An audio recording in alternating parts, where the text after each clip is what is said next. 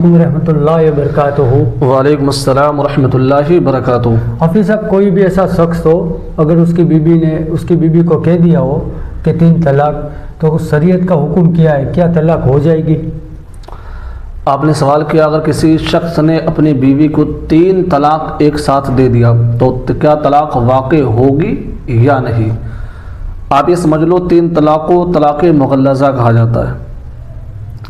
یہ طلاق واقع ہو جائے گی، اب وہ چاہے غصے میں کہے اور چاہے خوشی سے کہے۔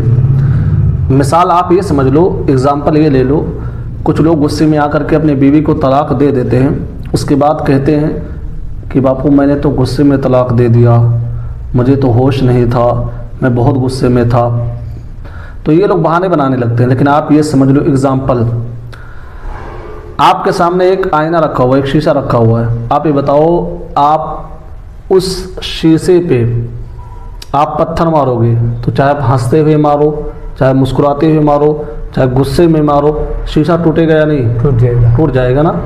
چاہے آپ شیشے پہ ہنس کر پتھر مارو، چاہے غصے میں مارو، چاہے آپ مسکراتے ہوئے مارو، کسی بھی طرح آپ پتھر مارو گے تو شیشہ ٹوٹ جائے گا۔ طلاق اسی طرح ہے، آپ طلاق جب دو گے تو چاہے غصے میں دو، چاہے مسکراتے ہوئے دو، چاہے ہنستے ہوئے دو، چاہے مذاق ہی میں کیوں نہ دے دو، اگر آپ نے 3 طلاق دے دیا تو فوراً طلاق واقع ہو جائے گی۔ کچھ لوگ ایسا بھی کرتے ہیں حسین بھائی، طلاق دینے کے بعد کئی سال بیوی کو اپنے مائکے میں چھوڑ دیتے ہیں، جب کچھ سال گزرتے ہیں اس کے بعد دوبارہ لے کر آتے ہیں اور رکھنا شروع کر دیتے ہیں۔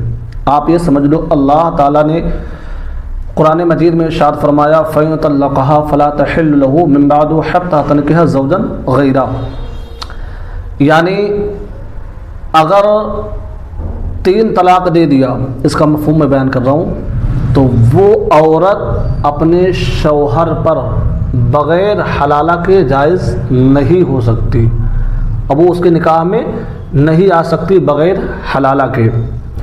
اگر کوئی ایسا شخص ہے جو بغیر حلالہ کے اپنی بیوی کو رکھنا شروع کر دیا تو شریعت کا یہ حکم ہے کہ لوگ اس پہ جبر کریں کہ وہ توبہ اور استغفار کرے اور اپنی بیوی سے علیحدگی اختیار کرے، یعنی اس سے علیحدہ ہو جائے، اس سے جدا ہو جائے، اور اگر نکاح کرنا چاہتا ہے تو پہلے حلالہ ہو، اس کے بعد عدت گزارے، پھر نکاح کر سکتا ہے۔